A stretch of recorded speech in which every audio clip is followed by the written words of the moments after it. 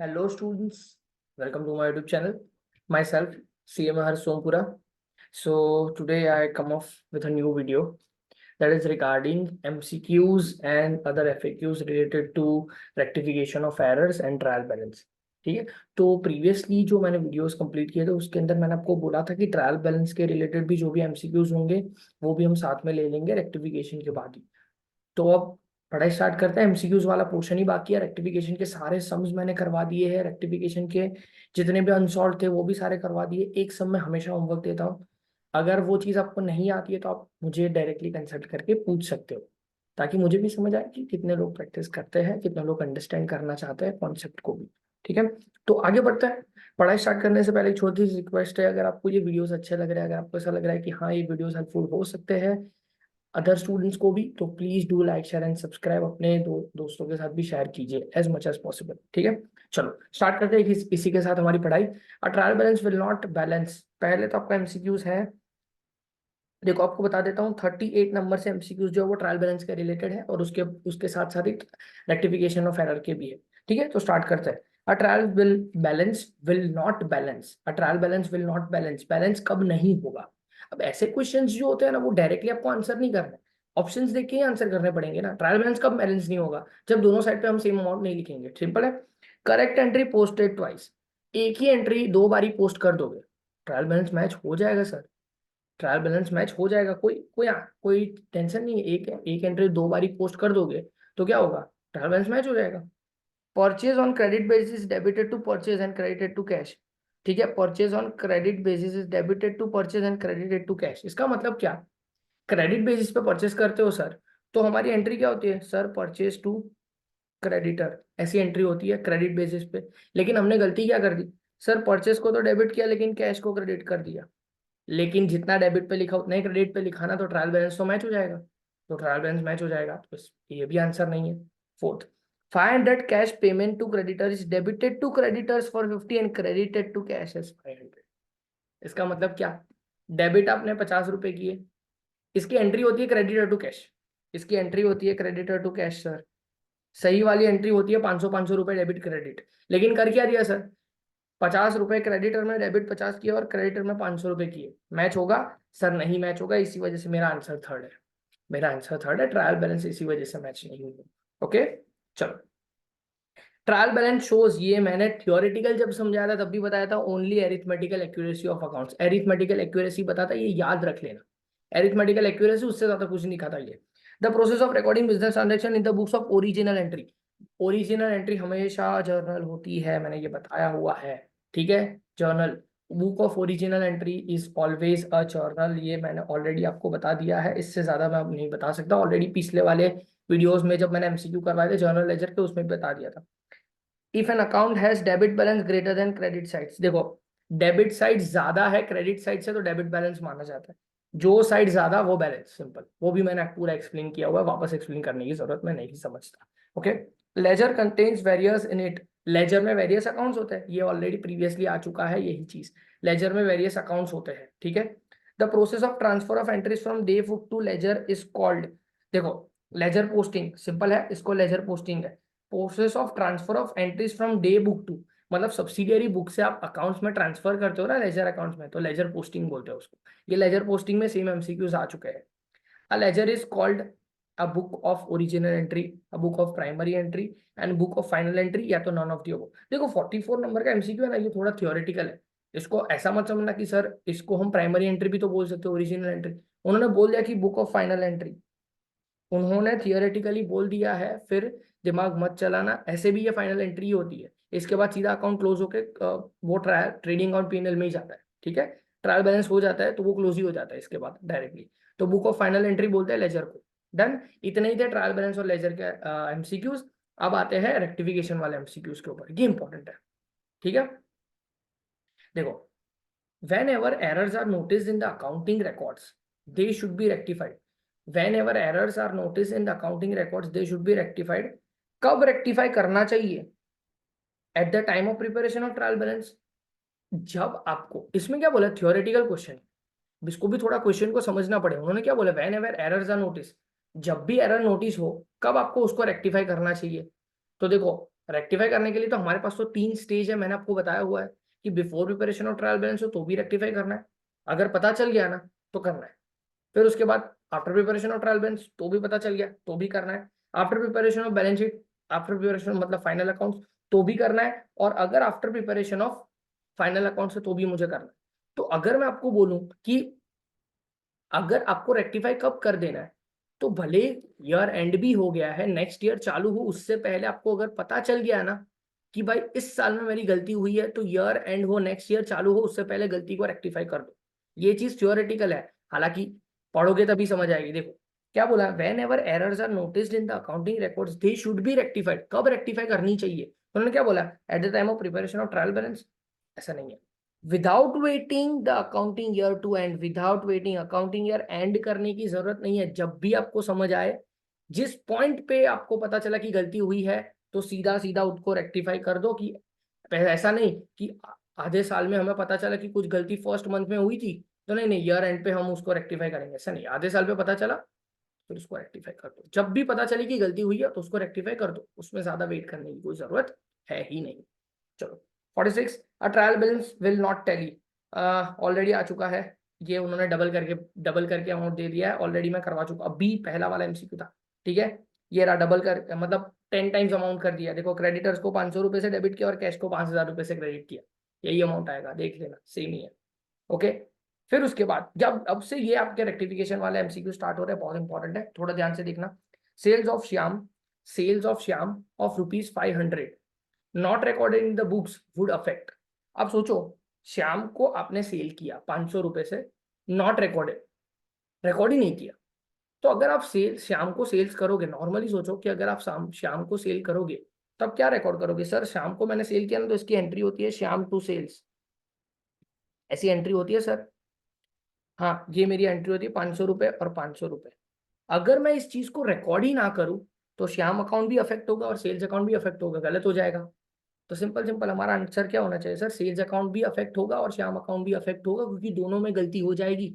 तो दोनों अकाउंट मेरे क्या हो जाएंगे सर, अफेक्ट हो जाएंगे, तो ये गलती हो जाएगी हमारी।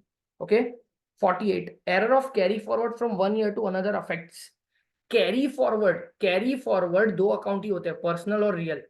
Personal account and real account जो है वो दोनों कैरी फॉरवर्ड हो सकते हैं। नॉमिनल अकाउंट क्लोज होकर ट्रेडिंग पीएनएल में जाता है, ये ऑलरेडी मैं पूरी चीज समझा चुका हूँ।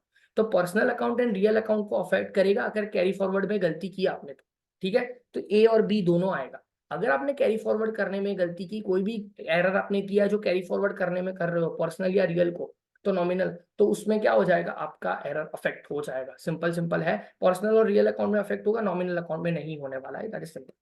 ये बहुत इंपॉर्टेंट है। गुड्स वर्थ ₹272 रिटर्न बाय लाला, रिटर्न बाय लाला है। हाँ, तो इतना इतना पढ़ने के बाद हमें ये तो पता चल जाना चाहिए सर इसकी एंट्री क्या होनी चाहिए, लाला ने रिटर्न किया। तो वो रिटर्न करेगा कब, जब हमने उसको सेल किया होगा। तो सर हमारी एंट्री, करेक्ट एंट्री क्या होनी चाहिए, सेल्स रिटर्न टू लाला, ऐसी ऐसी हमारी एंट्री होनी चाहिए, वो भी 272, ये एंट्री होनी चाहिए। लेकिन हमने क्या किया, pass through the books as 722, मतलब हमने अमाउंट में गलती की, एंट्री तो सही पास की है, एंट्री के लिए कुछ गलती बोली कि हमने कुछ और बुक में पास कर दिया, करेक्ट बुक में ही पास की, मतलब सेल्स रिटर्न ही किया, एंट्री हमने सही की सर। सेल्स रिटर्न टू लाला हमने एंट्री सही की, लेकिन अमाउंट 722 गलत कर दिया सर हमने, अमाउंट मैंने गलत कर दिया। तो अब मुझे क्या करना पड़ेगा सर, अब मुझे क्या करना पड़ेगा, रिवर्स एंट्री करनी पड़ेगी, ये मेरी करेक्ट है, ये मेरी रॉन्ग एंट्री है, और मुझे रेक्टिफिकेशन अगर करना है तो मुझे कम, सेल्स रिटर्न में भी अमाउंट कम करना है और लाला में भी अमाउंट कम करना है। तो मेरी रेक्टिफिकेशन एंट्री क्या होनी चाहिए sir, Lala to sales return, ये मेरी एंट्री होनी चाहिए, लाला टू सेल्स रिटर्न। वो भी डिफरेंस कितना होना चाहिए, 722 माइनस 272, ऐसा मेरा एंट्री होनी चाहिए, 450 एंड 450। ये आपकी करेक्ट एंट्री है। अब आपको चेक करना है कि इसमें से कौन सा सही ऑप्शन दिया हुआ है। देखो लाला विल बी डेबिटेड बाय 450 दिया हुआ है, हाँ लाला डेबिट हो रहा है 450। देखो बाकी सारी चीज गलत ही होती है, हमारी एंट्री 450 से हुई, तो 450 वाला तो एक ही चीज है सिंपल है। तो देखो ये सोचना ऐसे होता है, एकदम सिंपल सिंपल सोचना है, आराम से आ जाएगा। 50, if a receipt of 200 from Rajesh that is debtor has not been recorded in the books the profit would show. कुछ नहीं होगा, ना इंक्रीज या डिक्रीज होगा। कैसे, मैंने बता दिया सर, इतना जल्दी कैसे बता दिया, बताता हूँ। आपको 200 रुपए मिले, डेटर के पास से 200 रुपए मिले, तो आप एंट्री क्या करोगे, सर मैं एंट्री करूंगा कैश टू डेटर, वो भी कितने रुपए सर, 200 रुपए। ₹200 की मैं एंट्री करूंगा।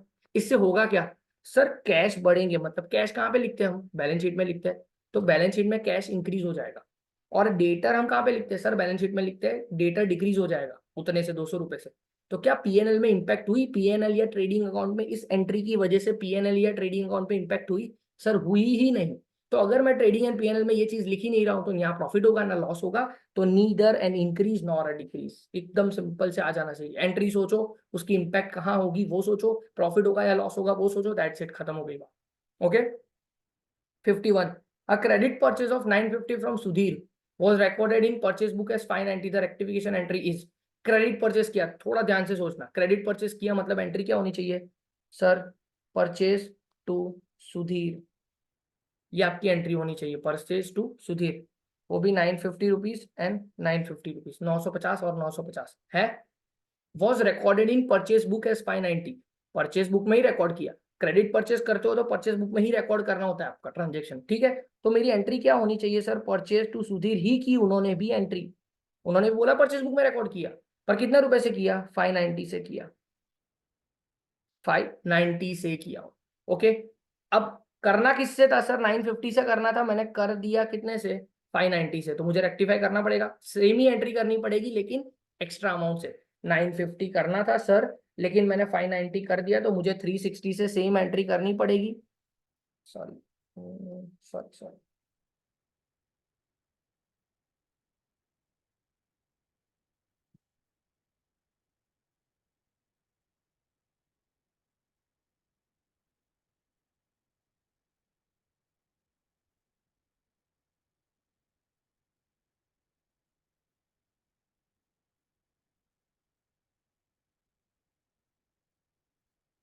सॉरी, यहाँ पे थे हम। परचेज टू सुधीर ऐसी एंट्री होनी चाहिए थी हमारी सर, परचेज टू सुधीर 950 से हमारी एंट्री होनी चाहिए थी, दैट इज करेक्ट वाली एंट्री।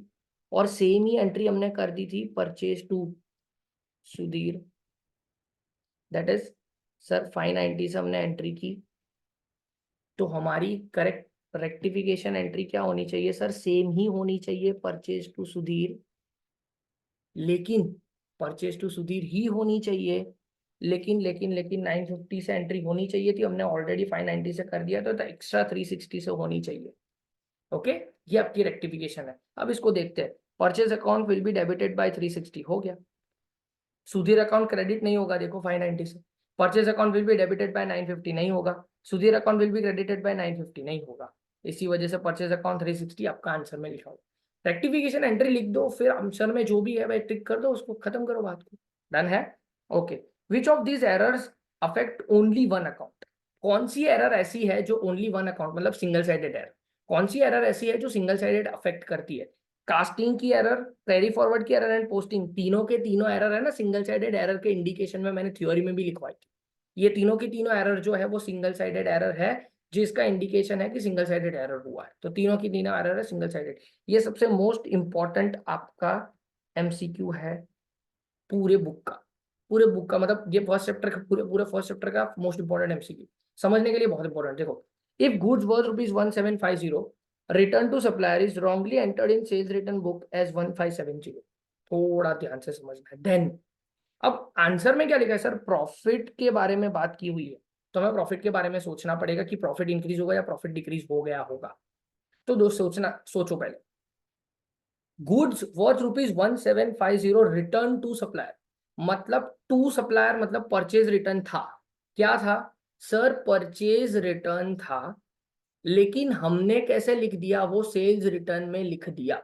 ओके, चलो, तो हम ट्रेडिंग अकाउंट बनाए। सर मुझे नहीं समझ आ रहा है तो मैं क्या कर सकता हूं सर, ट्रेडिंग अकाउंट बना दो, this is the easiest way that I can teach you, this is the easiest way, सीधा सीधा बना दो ट्रेडिंग अकाउंट, और अज्यूम कर लो आपके परचेस के लिए कोई भी एक अमाउंट एंड सेल्स के लिए कोई भी एक अमाउंट। इजिएस्ट वे अभी भी बता रहा हूँ, बहुत इजी तरीका बता रहा हूँ, ऐसे वाले ट्रांजेक्शन के लिए वही कर। ओके, देखो, परचेस को मान लेते हैं कि टू परचेज है, सपोज 40,000 रुपए का, कोई भी अमाउंट डिसाइड कर लेना, परचेज 40,000, और सेल्स मान लेते हैं कि सर बाई सेल्स है 50,000। हमने करना क्या था सर, हमें करना था सेल्स, हमने करना था परचेज रिटर्न, हमने कर क्या दिया, सेल्स रिटर्न, सेल्स रिटर्न कर दिया कितने रुपए, 1570 से कर दिया। चलो ठीक है, तो जो हमने गलती की वो लिख देता हूँ कि सेल्स रिटर्न मैंने कर दिया 1570। तो 50,000 में से माइनस कर दूंगा 1570, तो मेरा आंसर कितना आया 48430। दिख रहा है ऐसा?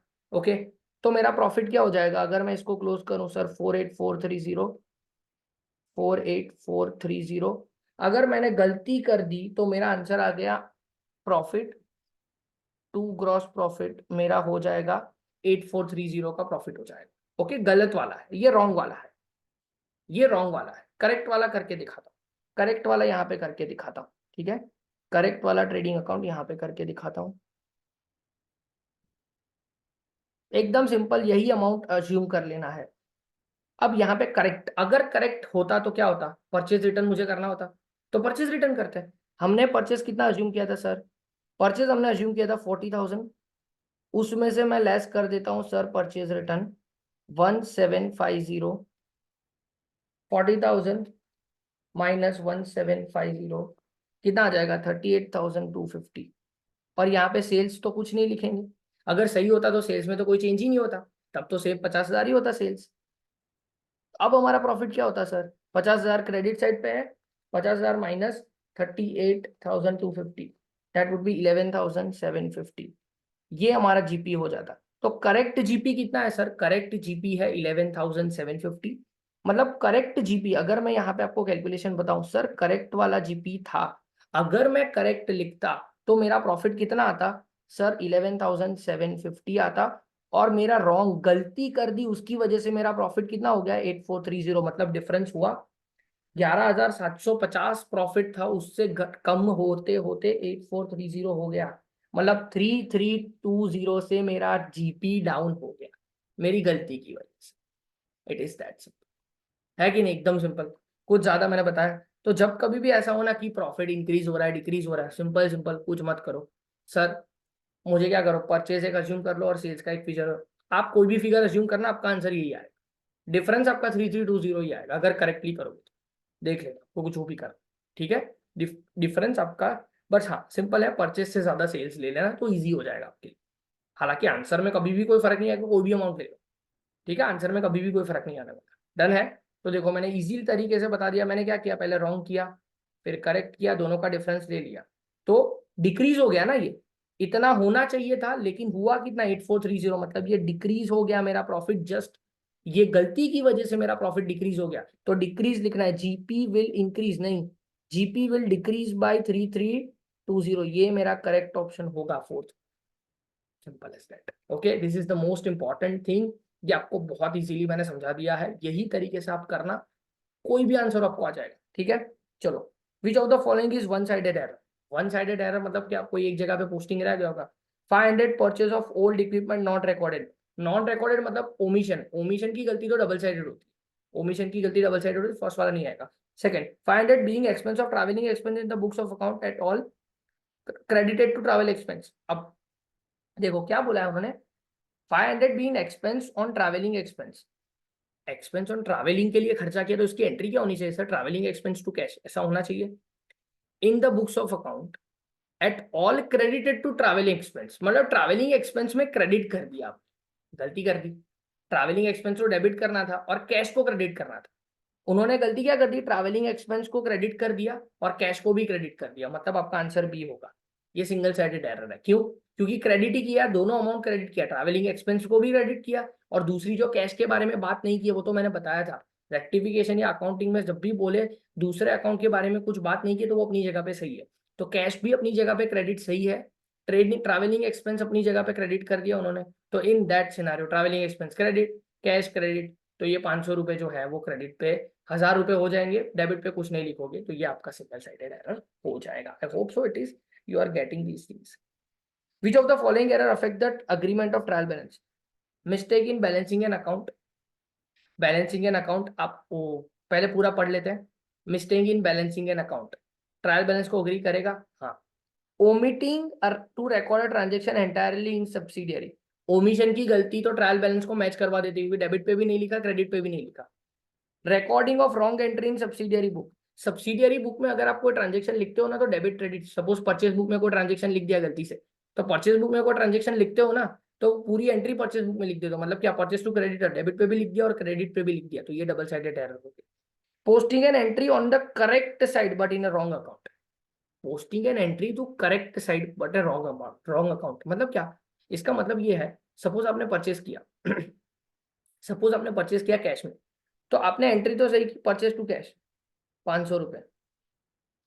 अब आप जब पोस्ट करने के लिए गए तो परचेज की जगह पे कोई एक्सपेंस अकाउंट को डेबिट करके आया 500 और कैश को क्रेडिट कर दिया 500, तो पोस्ट गलत अकाउंट में किया लेकिन अमाउंट तो सेम है ना, तो amount debit credit sir amount same है, तो इन दैट सिनेरियो मेरा ट्रायल बैलेंस तो मैच हो जाएगा।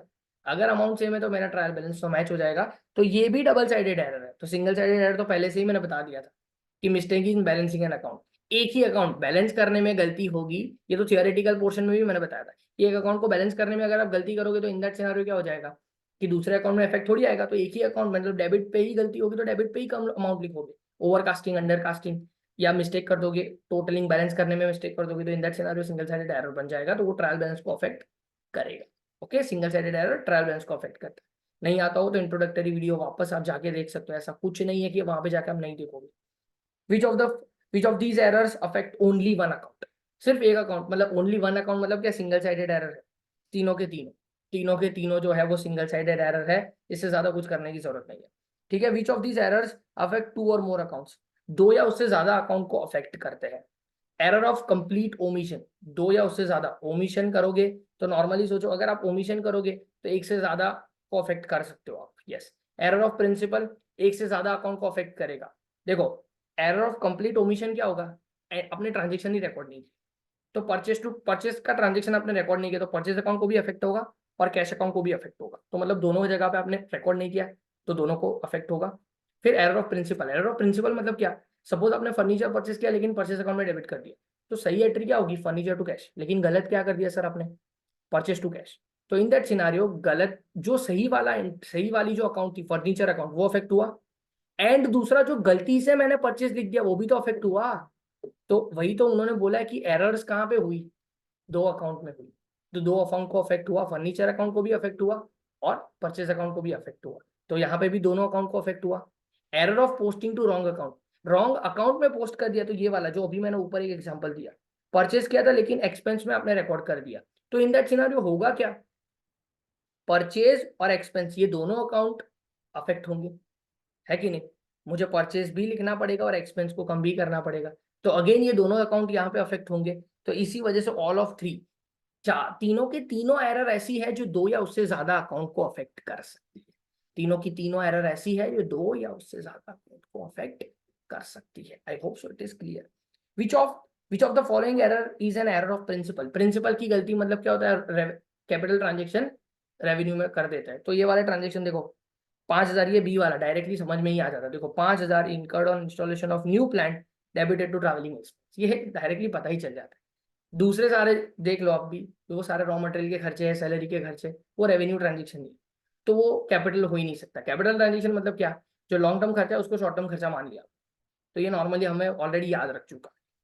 फिर उसके बाद लास्ट वाला है 200 paid as wages for erecting a machine should be debited to, देखो paid as wages for erecting a machine, machine को इरेक्ट करने के लिए आपने वेजेस पे किया 200 रुपए, तो भाई वो मशीन अकाउंट में ही डेबिट होना चाहिए, है कि नहीं, ऐसा नहीं कि वेजेस अकाउंट में जाना चाहिए। मशीन को लाए और मशीन को इरेक्ट किया आपने, तो मशीन को यूजेबल कंडीशन में लाने तक का जो भी खर्चा होता है वो कैपिटलाइज हो जाता है, तो हम क्या करेंगे, सिंपल सिंपल है, हम कैपिटलाइज कर देंगे, मशीन अकाउंट में डाल देंगे। ये इंपॉर्टेंट वाला एमसीक्यू है, थोड़ा ध्यान से करना। एमसीक्यू खत्म हो गए, इसी के साथ रेक्टिफिकेशन वाले, ठीक है। अब हम ट्रू फॉल्स पे जाते हैं जल्दी से, ट्रू फॉल्स, ट्रू फॉल्स हाँ, रेक्टिफिकेशन ऑफ एरर के ट्रू फॉल्स है आपके, रेक्टिफिकेशन ऑफ एरर के ट्रू फॉल्स इतने हैं 33 से लेके 42 तक, 33 से लेके 42 तक के आपके ट्रू फॉल्स है, हाँ सही है। जस्ट अ सेकेंड, यस, चलो स्टार्ट करें। Error of commission permit the trial balance to agree, error of commission, commission मतलब, एरर ऑफ कमीशन मतलब क्या सर, अमाउंट लिखना लेकिन गलत जगह पे लिखना, या अमाउंट लिखना लेकिन गलत अमाउंट से सही जगह पे लिखना, ऐसा हो सकता है। तो 33 वाला एमसीक्यू क्या है, सपोज अगर मैं बोलूँ कि sir commission, error of commission मैंने आपको थियोरेटिकली भी समझाया था कि सर एरर ऑफ कमीशन होता क्या है। तो एरर ऑफ कमीशन क्या होता है, नॉर्मली आपने परचेस की एंट्री की, नॉर्मली जो एंट्री समझाता परचेस की एंट्री की, तो परचेस टू कैश ऐसी एंट्री की 500 रुपए की, लेकिन परचेस की जगह पे जब पोस्टिंग करने के लिए गए तो परचेस अकाउंट में आपने 500 की जगह 5000 लिखी और कैश अकाउंट में 500 ही लिखा।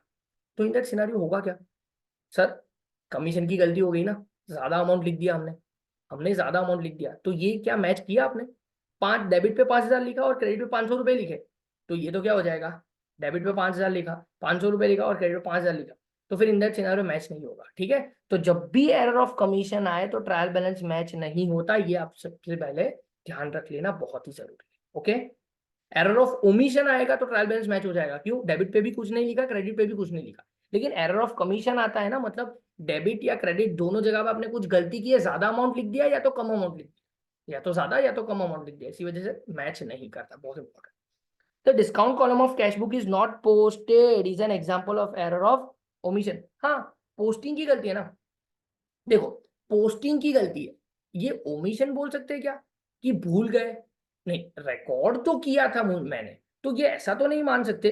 पर अगर मैं ऐसा बोलूं, अगर मैं आपको ऐसा बोलूं कि नॉर्मली सोचो कि अगर मैं पोस्ट कर रहा हूं, नॉर्मली रिकॉर्ड में पोस्ट कर रहा हूं, तो क्या होगा, cash book is not not at all posted, मतलब सपोज आप बोलो कि डिस्काउंट अकाउंट मैंने बना दिया, कैश बुक में डेबिट साइड पे लिखा हुआ था, पर उसको मैंने अकाउंट में ही लिखना भूल गया, अकाउंट की डेबिट साइड पे ये खर्चा ही लिखना भूल गया, तो अल्टीमेटली ये डिस्काउंट क्या ट्रायल बैलेंस में दिखेगा, नहीं दिखेगा sir.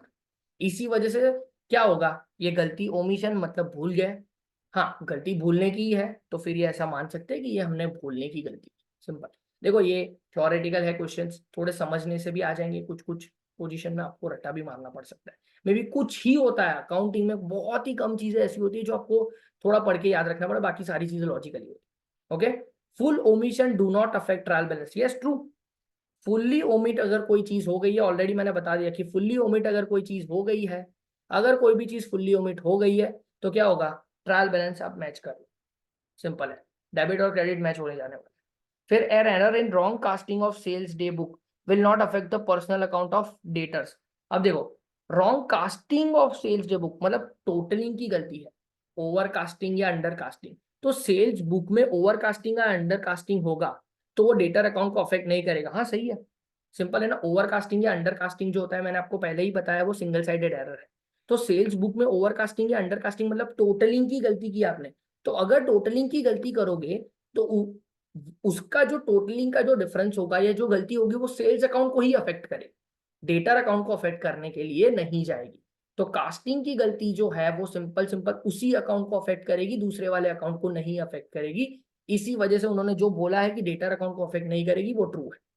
37, mistake in balancing an account will affect the agreement of trial balance. Mistakes in balancing an account, कोई मिस्टेक बैलेंसिंग एन अकाउंट, हाँ अकाउंट को बैलेंस करने में आपने गलती कर दी, will affect the agreement of trial balance, हाँ जी अफेक्ट करेगा, ट्रू है, ये अफेक्ट करेगा। क्यों, आप सोचो, आपने कोई भी एक अकाउंट का बैलेंस 5000 आता था, उसकी जगह पे 6000 लिख दिया, 1000 ज्यादा लिख दिया ना, डेबिट पे या क्रेडिट पे ज्यादा लिखा ना, मतलब मैच होगा क्या, सर नहीं होगा, तो उन्होंने जो बोला वो सही है।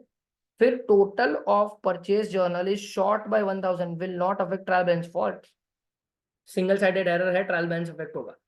परचेज जर्नल, परचेज जर्नल मतलब परचेज अकाउंट, परचेज अकाउंट में आपने टोटल 1000 रुपए कम लिखा, तो 1000 रुपए से आपका ट्रायल बैलेंस मैच नहीं होगा, सिंगल साइडेड एरर है, फॉल्स है ये, सिंपल है set. Recording a transaction in a wrong book of original entry with wrong amount will affect the trial balance. अब देखो, recording a transaction in wrong book, गलत book में कोई transaction record करते हो मतलब वो पूरा का पूरा ट्रांजेक्शन वहां से आप लेजर पोस्टिंग करते हो, तो रॉन्ग अमाउंट से रॉन्ग बुक में एंट्री किया मतलब परचेज बुक की जगह पे आपने सेल्स बुक में रिकॉर्ड कर दिया, तो क्या ट्रायल बैलेंस को अफेक्ट करेगा, बताता हूँ रीजन, ये रॉन्ग है, ये फॉल्स है, बताता हूँ इसका रीजन क्या है। सपोज आपने, सॉरी, सपोज आप सोचो कि परचेज बुक में कोई ट्रांजेक्शन रिकॉर्ड करना था, तो आप क्या करोगे, सर परचेज टू क्रेडिटर ऐसी एंट्री होनी चाहिए थी, पर मैंने वो बुक ही चेंज कर दी, मतलब परचेज बुक की जगह पे सेल्स बुक में रिकॉर्ड कर दिया, मतलब मैंने ऐसा सोचा सेल्स ही, तो सेल्स बुक में रिकॉर्ड करते हो ना, तो मैंने बोला था कि जब कभी भी बुक में आप ट्रांजेक्शन रिकॉर्ड करते हो मतलब अपने पूरा का पूरा ट्रांजेक्शन वो बुक में रिकॉर्ड कर दिया, तो इसकी एंट्री क्या होनी है, क्या कर दी होगी आपने, डेटा टू सेल्स, तो अब डेटा टू सेल्स हो गया, मतलब दोनों जगह पे आपने अमाउंट तो लिख दिया होगा ना, बुक से लेजर पोस्टिंग कर दोगे तो दोनों जगह पे अमाउंट आ जाएगा। तो विल, तो वो ट्रायल बैलेंस को अफेक्ट नहीं करेगा, डेबिट पे भी जो लिखा वही क्रेडिट पे लिख दिया। तो उन्होंने तो ऐसा बोला कि रॉन्ग बुक में आपने अगर लिख दिया तो आपका ट्रायल बैलेंस अफेक्ट होगा। फॉल्स, ट्रायल बैलेंस अफेक्ट नहीं होगा, ट्रायल बैलेंस का टोटल तो आ ही जाएगा, तो क्योंकि डेबिट और क्रेडिट पे अमाउंट तो सेम ही लिखा ना कुछ भी करके, तो आपका ट्रायल बैलेंस तो मैच हो जाएगा। इसी वजह से ये जो है फॉल्स स्टेटमेंट, ये बहुत इंपॉर्टेंट है। अंडरकास्टिंग और overcasting of subsidiary book is an example और एरर ऑफ कमीशन। क्या ये एरर ऑफ कमीशन का एग्जांपल है? थोड़ा सोचते हैं, थोड़ा सोचते हैं कि एरर ऑफ कमीशन क्या होता है। कुछ चीजें ज्यादा या कम लिख देना, हाँ, कुछ चीजें ज्यादा या कम लिख देना, तो वही है ना एरर ऑफ कमीशन। कि मैंने ये कोई ट्रांजेक्शन है, कोई भी ओवरकास्टिंग या अंडरकास्टिंग कर दिया, मतलब कोई भी अकाउंट को ज्यादा या कम लिख देना, तो उसको एरर ऑफ कमीशन बोलते हैं। तो वही तो है, तो इसी वजह से इसको क्या बोलेंगे sir? True. Overcasting and undercasting will be considered as error of commission, this is important. The mistake of treating a liability as an income और vice versa will affect trial balance. अब देखो,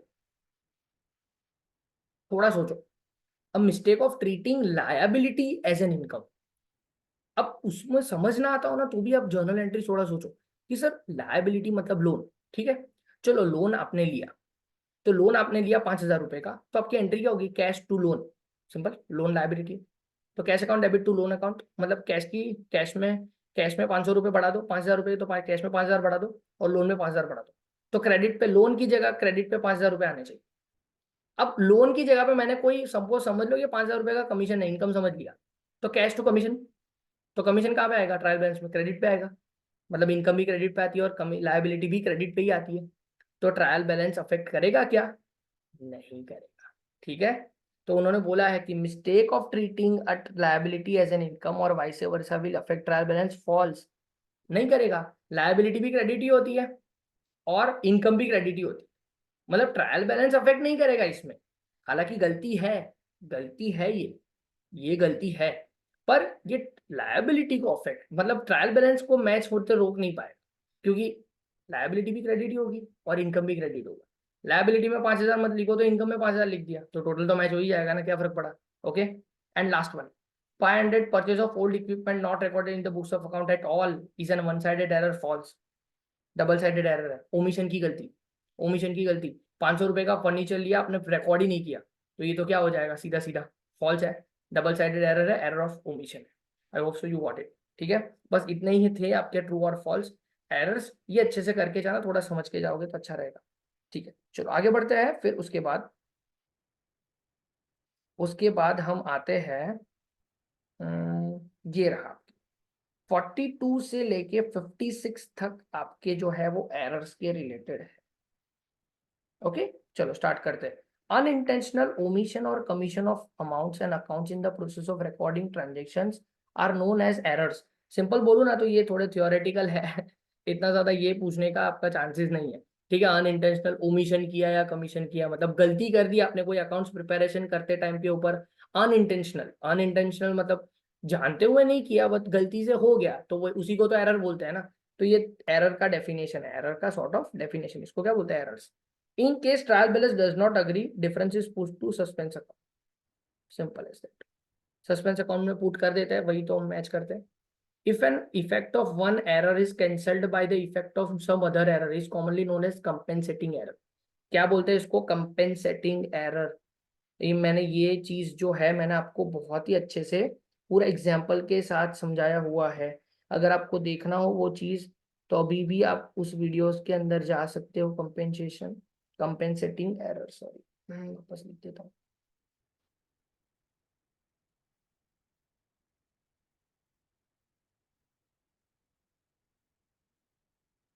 ओके, फिर उसके बाद if an error of an if an effect of an error is cancelled by, sorry, the equality of debit and credits can be tested periodically by preparing trial balance. Debit and credit का effect अगर सही है कि नहीं, तो trial balance करो, trial balance match हुआ तो डेबिट क्रेडिट में भी सही होगा। अगर ट्रायल बैलेंस मैच नहीं हुआ तो डेबिट क्रेडिट भी गलती किया है हमने, वो पता चल जाएगा। ओके, तो ट्रायल बैलेंस प्रिपेयर करके आपको पता तो चल जाता है कि डेबिट या क्रेडिट जो है वो मैच हो रहा है, तो मतलब डेबिट क्रेडिट हमने कहीं ना कहीं सही किया। Okay, it is easy to detect error then fraud. Okay, it is easy, ये थोड़ा थियोरेटिकल क्वेश्चन है, इसी वजह से मैं आपको बता देता हूँ थियोरेटिकल है, थोड़ा ध्यान रखना। एरर इजी है, एरर नॉर्मल अकाउंटेंट को भी मिल जाता है, लेकिन फ्रॉड नहीं मिलता। फ्रॉड बहुत मतलब जानबूझ के किया गया हुआ और बहुत सारी चीजों की मतलब देखभाल करते हुए बनाया गया है, तो फ्रॉड तुरंत ध्यान में आ जाए मुश्किल है। तो easy, it is easy to detect errors. Error जो है वो इजी है, लेकिन फ्रॉड जो है वो मुश्किल है। On purchase of old furniture the amount spent on its repair should be debited to. Old furniture आपने परचेज किया और उसके ऊपर रिपेयर का खर्चा किया, तो वो फर्नीचर अकाउंट में ही डेबिट होना चाहिए। फर्नीचर असेट परचेज करते हो उसके टाइम के ऊपर जो भी खर्चा करते हो वो असेट का अकाउंट में डाल दो, simple as that. A credit sale wrongly pass through purchase book will dash the trial balance. शांति से सोचते हैं, क्रेडिट सेल किया, क्रेडिट सेल किया तो सेल्स बुक में आना चाहिए, लेकिन पास थ्रू का मतलब क्या है सर? पूरा का पूरा ट्रांजेक्शन मैंने परचेस की तरह रिकॉर्ड कर दिया, मतलब परचेस टू क्रेडिटर कर दिया, मतलब डेबिट पे भी अमाउंट लिखा और क्रेडिट पे भी अमाउंट लिखा, मतलब ट्रायल बैलेंस मैच हो जाए। Does not affect, does not dash the trial balance, मतलब does not affect trial balance, does not, not affect the trial balance, does not affect the trial balance. Trial balance को affect नहीं करेगा, क्यों? क्योंकि debit पे भी amount लिखा और क्रेडिट पे भी अमाउंट लिखा, भले ही गलत गलत एंट्री से लिखा, लेकिन लिखा ना अमाउंट बस। Goods sold to Sethi for 640 was recorded in his account as 460.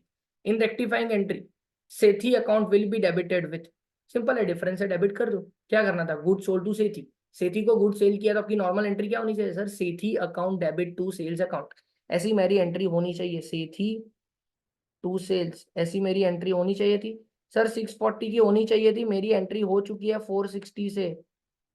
मैंने बोला इज हीज अकाउंट 460, मतलब क्रेडिट अपनी जगह पे सही है, क्रेडिट अपनी जगह पे क्या है? सही है 640। डेबिट में ही 640 लिखना था, 460 लिख दिया, तो लिख दो, डिफरेंस जो है वो कर दो, 640 माइनस 460 दैट वुड बी 180। 180 से आप क्या कर दोगे? सीधा डेबिट कर दो सेठी अकाउंट, तो आपकी करेक्ट हो जाएगी एंट्री। सिंपल है, कुछ नहीं है, ज्यादा सिंपल सिंपल सोचो, हो जाएगा। Casting error is an error इन, मतलब ये theoretical, again a theoretical question. Casting का मतलब क्या? कास्टिंग का दूसरा नाम क्या? टोटलिंग। टोटल करने में गलती है, कास्टिंग का मतलब, casting error is an error in totalling. Totalling करने में आपकी जो गलती है उसको ही बोलते हैं casting error. Okay. Good sold to BG and company on credit worth ₹4,000 were not recorded in the books, the rectification entry is.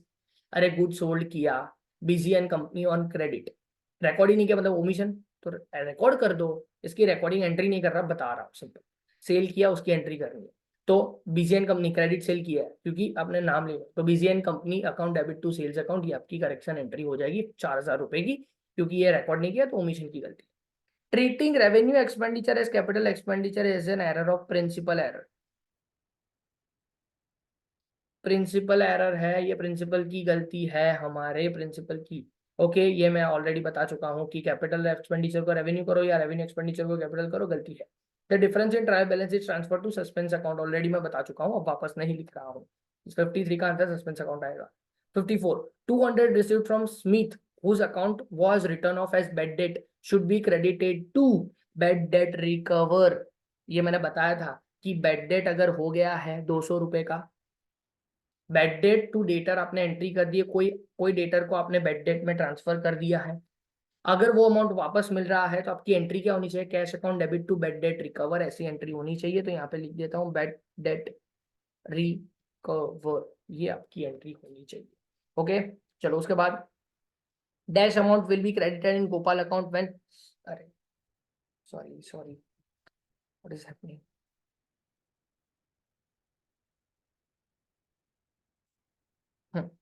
Dash amount will be credited, dash amount will be credited in Gopal account when goods purchased from Gopal for 3,600 but was recorded as 6,300। देखो, 3,600 रुपए का goods आपने purchase किया था, लेकिन आपने record कर दिया 6,300 रुपए से। ठीक है, अगर परचेस किया तो परचेस टू गोपाल आपकी एंट्री होनी चाहिए, लेकिन आपने एंट्री क्या कर दी? 6,300 से एंट्री कर है। आपको करनी कितने से थी? 3,600 रुपए से, मतलब 6,300 रुपए से आपने एंट्री कर दी, करनी थी 3,600 रुपए से, मतलब 2,700 रुपए से आपने एंट्री ज्यादा कर दी, तो मुझे क्या करना पड़ेगा? गोपाल अकाउंट को क्रेडिट करना पड़ेगा, है। तो सिंपल सिंपल क्या करना पड़ेगा? amount will be credited in Gopal account when purchased from Gopal for 3,600 but was recorded as 6,300। तो अब क्या करना पड़ेगा, थोड़ा ध्यान से, एक मिनट, थोड़ा ध्यान से मैं एंट्री से बता देता हूँ तो थोड़ा और समझ आ जाएगा। अमाउंट क्या बोला उन्होंने, परचेस किया है, तो परचेस की एंट्री क्या होती है सर, परचेस टू गोपाल, ऐसी एंट्री होनी चाहिए। कितने रुपए से, 3,600 एंड 3,600, कितने रुपए से किया था। अब उन्होंने बोला है कि हमारी करेक्ट एंट्री रिकॉर्ड कैसे हुई, परचेज टू गोपाल,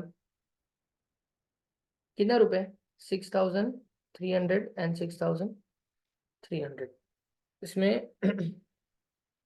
अब यहाँ पे उन्होंने बोला है बट वॉज रिकॉर्डेड एज 6,300, तो व्हाट इज द अमाउंट आपको क्रेडिट करना है when goods purchase from Gopal but was recorded as 6,300, तो आप कैसे रिकॉर्ड करोगे। अब यहाँ पे देखो, अब यहाँ पे सही वाली चीज तो क्या करनी पड़ेगी, यहाँ पे एक चीज की गलती है, ओके, क्योंकि आपने सही वाला 3,600 लिख दिया और गलती से 6,300 लिख दिया, तो क्रेडिट करने की जरूरत नहीं है, यहाँ पे डेबिट करना पड़ेगा। और डेबिट करना है 6,300 minus 3,600, this is a mistake, debit कर दो 2,700 से। सिंपल है, आपकी बुक में भी गलती है जो सुधार लेना। तो आपको डेबिट करना पड़ेगा, ये मैंने आपको बता दिया क्यों डेबिट करना है, क्योंकि गोपाल अकाउंट का डेबिट करना पड़ेगा, परचेज अकाउंट को क्रेडिट करना पड़ेगा 2,700 रुपीज से, ठीक है। Rectified entries to be passed in journal proper, rectification entry हमेशा जर्नल प्रॉपर में पास होती है, मैं ऑलरेडी थियोरेटिकली बता चुका, तो जर्नल प्रॉपर लिख देना यहाँ पे, जर्नल प्रॉपर हो गया। ये सारी चीज आपकी हो गई, रेक्टिफिकेशन ऑफ एरर कंप्लीट हो गया है। नेक्स्ट वीडियो से अंदर मैं आपको डेप्रिसिएशन करवाने वाला हूँ, डेप्रिसिएशन से लेके सारी चीजें बहुत इंपॉर्टेंट चीजें हैं, सारे टॉपिक को अच्छे से कवर करना जरूरी है, ओके, ठीक है। Thank you so much, we shall meet in the next video, तब तक के लिए thank you so much, keep supporting me, keep watching my videos, thanks a lot.